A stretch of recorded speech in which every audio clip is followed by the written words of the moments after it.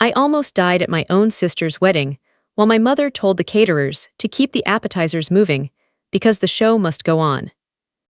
I was standing behind a folding table stacked with chafing dishes, wearing a bridesmaid dress I had paid for myself, when my throat started to close. At first it just felt like a tickle, the kind of thing you swallow and ignore, but within 2 minutes my lips were swelling, and my chest was pulling tight like someone had wrapped a belt around my ribs and yanked it one notch too far. I grabbed the edge of the table and tried to say the word help, but it came out as a wet, breathless croak that nobody at a wedding wants to hear over string quartet music. My mother Diane was 6 feet away arranging a card box on the gift table, and she glanced at me the way you glance at a waiter who dropped a fork, mildly annoyed, not alarmed. "I am allergic," I managed to whisper, pointing at my throat, and my mother rolled her eyes so hard I felt it from across the tent. "Do not do this today," she hissed, leaning close enough that only I could hear her. "Your sister has been planning this for a year, and you are not going to make it about you with one of your episodes." My father Robert did not even look up from his phone. My sister Chelsea, radiant in white lace 20 feet away, was laughing at something the photographer said, and had no idea her sister was drowning in air. I want to pause here for a second, because I know what it is like to watch a story like this, and wonder if it is really happening in real time somewhere while you watch. So tell me, where are you right now? What time is it where you are, and is it warm or cold outside your window tonight? I always wonder how far these stories travel, and who ends up watching them at 2 in the morning unable to sleep. Back to the tent. My knees buckled, and I grabbed a chair to keep from going down onto the grass in front of 120 guests.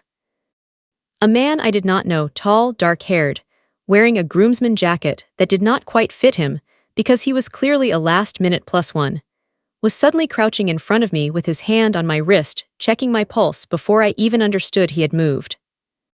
"Does anyone have an epinephrine injector?" he called out, voice cutting through the quartet music like a blade, and when nobody answered fast enough he turned to me and asked if I had one in my bag. I nodded toward my clutch on the gift table and he grabbed it, found the small yellow tube I carried everywhere, because doctors had told me for 20 years that peanut protein could kill me in under 10 minutes if I was not careful, and he jammed it into my thigh right through the fabric of my dress, without asking permission, because permission is a luxury you do not have when someone is turning gray. My mother appeared at that exact moment, mortified not for me but for the scene. "Maya," she snapped, "get up, people are staring, you are ruining the pictures." The man, whose name I would later learn was Daniel Cole, looked up at my mother with an expression I had never once in my life seen a stranger give someone in my family, a mixture of disbelief and disgust so pure it looked almost clinical. "Your daughter is going into anaphylactic shock," he said slowly, like he was translating for someone who did not speak the language of consequences. "She needs an ambulance right now, not an apology for embarrassing you." My mother actually laughed, a short, brittle sound. "She does this," she said to the small crowd gathering. "She has always been dramatic. Ask anyone. She probably ate something she should not have on purpose because she cannot stand not being the center of attention for one single day that belongs to her sister." I want you to sit with that sentence for a moment the way I had to sit with it while my airway was closing, because that sentence was not new to me. I had heard some version of it my entire life. By the time the paramedics arrived, Daniel had already loosened my dress collar, propped my legs up, and was counting my breaths out loud in a voice that stayed steady even as mine would not. Chelsea finally noticed the commotion once the ambulance lights were flashing against the white tent walls, and instead of running to me, she ran to my mother, asking in a panicked whisper if this was going to ruin the reception photos. I was loaded onto a stretcher in front of every guest my parents had spent $30,000 to impress, and as they wheeled me past the sweetheart table with its perfectly arranged floral runner, I heard my father say to a cousin, "Some people just cannot let other people have their moment." Nobody in my family rode in the ambulance with me. Daniel did. He climbed in before anyone could stop him, told the paramedics he had seen the whole thing, and held my hand the entire ride while my throat slowly opened back up enough to breathe in full sentences again. "I am sorry," I whispered to him once the oxy Jen Mask let me talk, for ruining your night. He looked at me like I had said something insane. You did not ruin anything, he said. You almost died in front of people who were worried about photographs. At the hospital they ran tests, monitored me for the standard 6 hours anaphylaxis patients get held for rebound reactions, and a doctor explained gently that whatever I had eaten contained peanut protein, likely hidden in a sauce or a glaze, and that my reaction had been severe enough that without the injector, I would not have made it another 5 minutes. Lying there under those fluorescent lights, tethered to a monitor that beeped out the rhythm of a heart that had almost stopped keeping time, my mind kept drifting back to every earlier version of this exact night, because this was not the first time my body had screamed, and my family had decided the screaming was the problem rather than whatever caused it. I remembered being 11 years old at a birthday party, hives spreading up my arms after a slice of cake my mother swore had been made without nuts, and being told in the car on the way home that I had probably scratched myself out of boredom because I did not want to be at a party that was not about me. I remembered being 16 and collapsing in the school cafeteria after a group project partner shared a granola bar with me as a friendly gesture, and my mother arriving at the nurse's office not with panic, but with visible irritation, already composing in her head the version of the story she would tell relatives that made me sound fragile instead of making the situation sound dangerous. I remembered every Thanksgiving where I brought my own separate dish, wrapped in foil, because nobody could be trusted to keep the pecans out of the stuffing, and the way my father would sigh loudly enough for the whole table to hear it, like my continued survival, was an inconvenience he had to budget time around. None of those memories had ever added up to anything on their own, because that is how this kind of neglect works.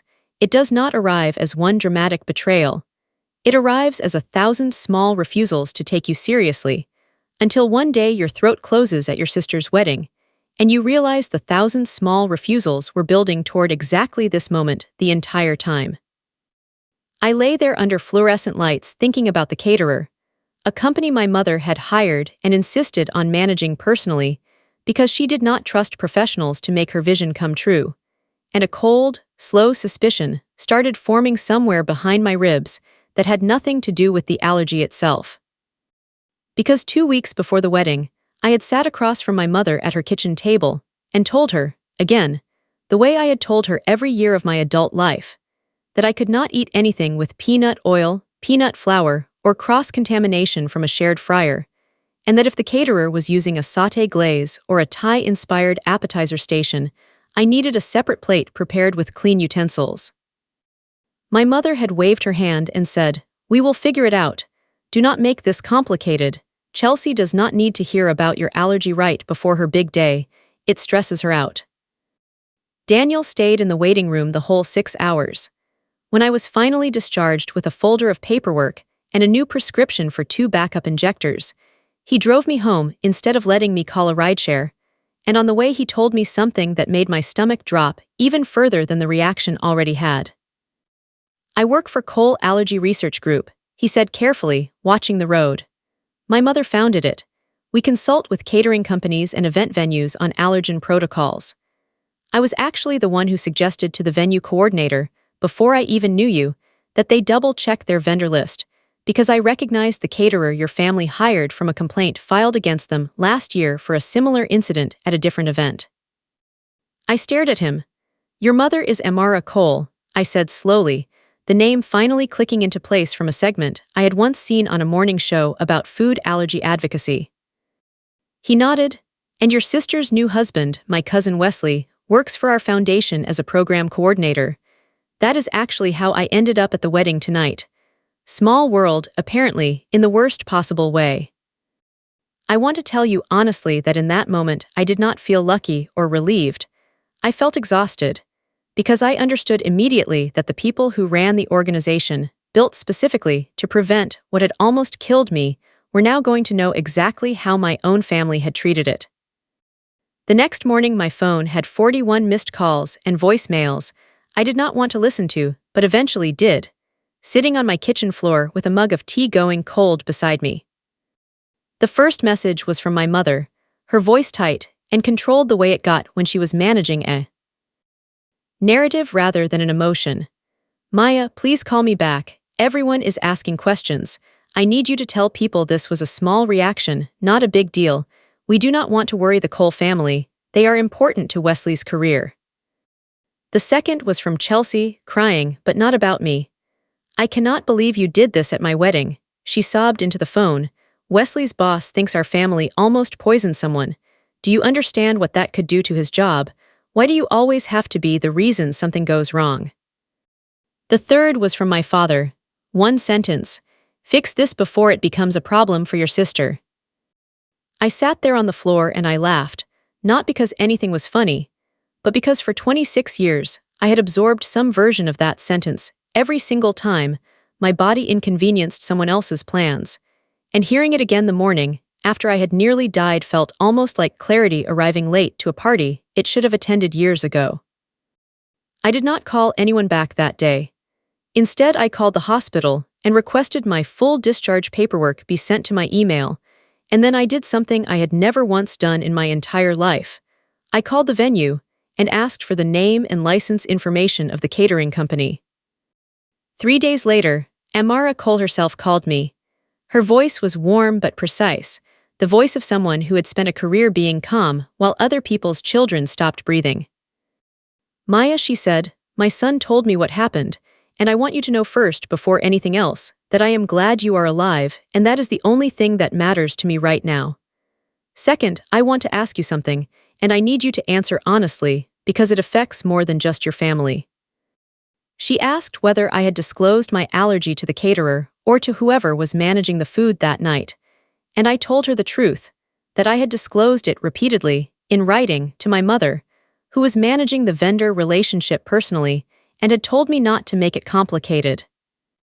There was a long pause on the line.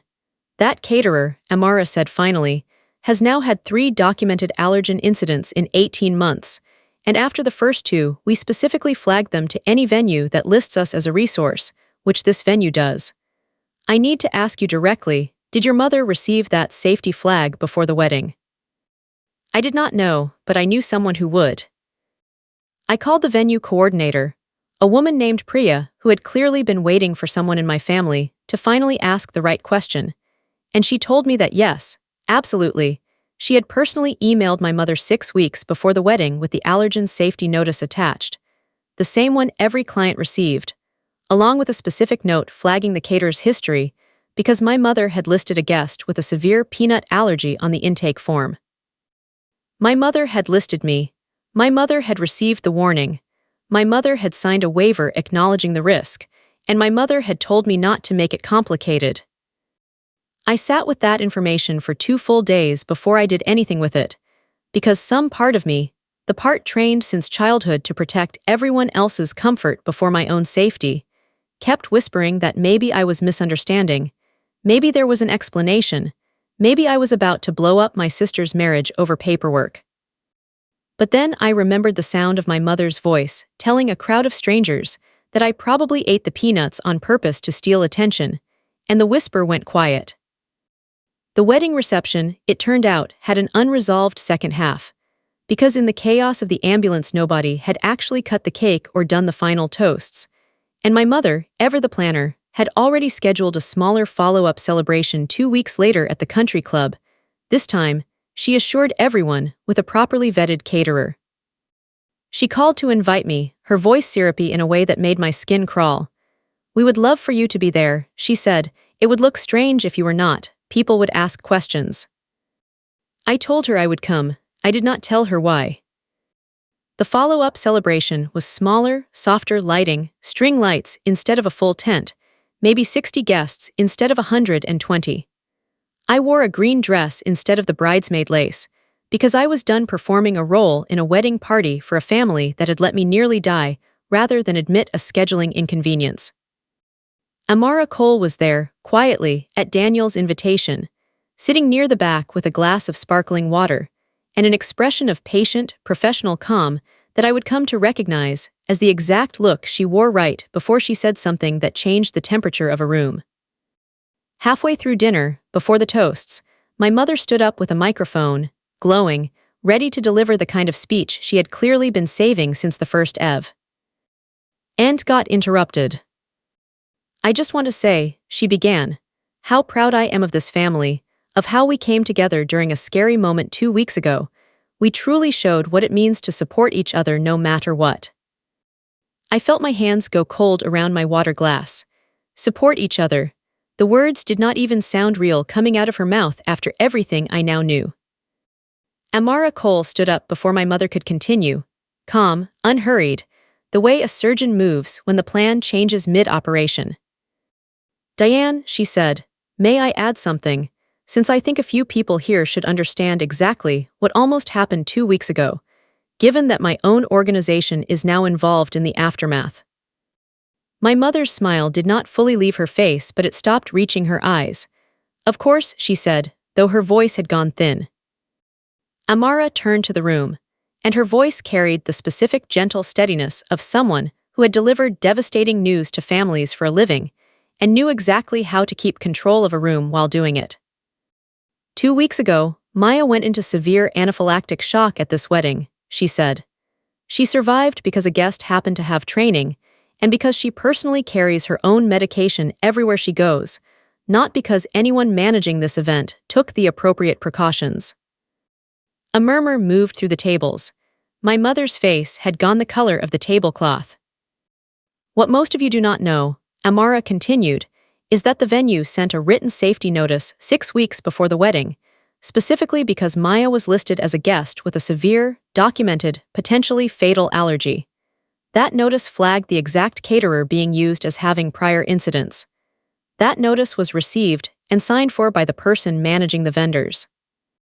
She let that sentence sit in the air for a moment before she said the next part, and I watched my mother's hands begin to shake around the edge of the table. "I am not here to embarrass anyone," Amara said, "though I understand it may feel that way. I am here because my organization works with venues and caterers, specifically, to prevent exactly what happened 2 weeks ago. And I take it extremely seriously when a warning is ignored, and a young woman nearly dies as a result." My father stood up, his face dark red the way it got right before he raised his voice at home, where no cameras or strangers could see it. "This is a private family matter," he said, "and frankly it is inappropriate to bring it up at my daughter's wedding celebration." Amara did not raise her voice at all, which somehow made it worse for him. "It stopped being a private family matter," she said, "the moment it involved a caterer with a documented safety history operating under a warning that was ignored. My foundation has an obligation to report incidents like this, both to the venue and, depending on severity, to the relevant licensing board."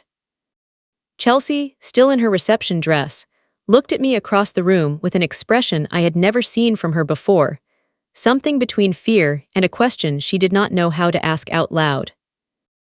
"I want to be honest with you," I said, standing up before I had fully decided to, because I could not sit there one more second while my mother tried to control a narrative built entirely on a lie of omission that had almost cost me my life. "I told my mother about my allergy in writing, repeatedly," I said, my voice shaking but audible in the quiet room. "I told her again in person 2 weeks before the wedding. I asked for a separate plate with clean utensils. She told me not to make it complicated because it would stress out the bride." My mother's mouth opened and closed. "Maya," she said, "please, not here." "I have spent my entire life not here," I said, and something in my chest finally cracked open in a way that did not hurt. It felt like relief, like a window opening in a room that had been sealed shut for years. "Not here at Sunday dinners, when Dad mocked my allergy as an excuse to be picky. Not here when I fainted in 7th grade after eating a snack you swore was safe, and you told the school nurse I was seeking attention. Not here 2 weeks ago, when I could not breathe, and you told 100 people I was probably lying." The room had gone completely silent, except for the string lights buzzing faintly overhead. Wesley, Chelsea's new husband, stood up slowly, and I watched something shift in his face. The particular look of a man realizing the family he had just legally joined had a much darker foundation than the wedding photos suggested. "Diane," he said quietly, "is this true? Did you receive a written warning about the caterer?" My mother did not answer him. She looked at me instead, and for the first time in my life I saw something like fear in her expression, not fear for me, fear of consequence finally arriving at her door after a lifetime of successfully redirecting it towards someone else. I want to protect this family's name, she fin. Ally said, which felt less like an explanation and more like a confession dressed up as loyalty. You almost let this family bury me to protect its name, I said. Those are different sentences, and I need you to understand that I finally know the difference. Amara Cole did not say anything else. She did not need to. She simply nodded once toward the venue coordinator, who I later learned had also been quietly invited that evening, and the two of them stepped aside to exchange information while the party around them slowly, awkwardly, began trying to remember how to function as a party again. I left before the cake was cut, again, though this time it was my choice and not an ambulance's. Daniel walked me to my car in the parking lot, the summer air thick and warm, crickets loud in the hedges along the club's driveway. Are you okay? He asked, and I realized it was maybe the fourth time in my entire life an adult had asked me that question and actually waited for the real answer instead of the polite one. I do not know yet, I told him honestly, but I think I will be. Over the following weeks, the caterer's license came under formal review after Amara's foundation filed a report documenting the pattern, and the venue quietly stopped working with them altogether. My mother sent me 3 long text messages that all followed the same shape: an opening apology, a middle section explaining how stressed she had been, and a closing line asking me to please not make things worse for Chelsea's marriage by holding on to this. I did not respond to any of them for 2 weeks, not out of spite, but because I needed the silence to figure out what I actually wanted, separate from what I had been trained to give automatically. When I finally did respond, I kept it simple. I am glad no one else will get hurt by that caterer, I wrote. I am not going to pretend what happened at my sister's wedding did not happen, and I am not going to keep quiet about my own safety so other people feel comfortable. I love you, but I need distance while I figure out what a relationship with you is allowed to look like now. My father never apologized at all. He sent one message weeks later that read, "Your mother has been under a lot of stress. You could show a little grace," which told me everything I needed to know about whether anything in that house was ever going to change on its own. Chelsea called me twice, once angry, accusing me of ruining her second reception the way I had supposedly ruined the first, and once, much later, quietly crying, admitting that Wesley had asked her hard questions after that night that she did not have good answers for, and that she was starting to see things about our childhood she had spent years not looking at directly. I do not know if my sister and I will ever be close the way people imagine sisters should be, but that second call felt like the first honest conversation we had had in years, and I am choosing to let that be enough for now instead of demanding it become something bigger before it is ready. Daniel and I started spending time together that had nothing to do with hospitals or emergencies, coffee on Saturday mornings, long walks where neither of us apologized for taking up space, and slowly, I found myself unlearning the reflex to shrink every time my body needed something. Amara became, unexpectedly, something like a mentor.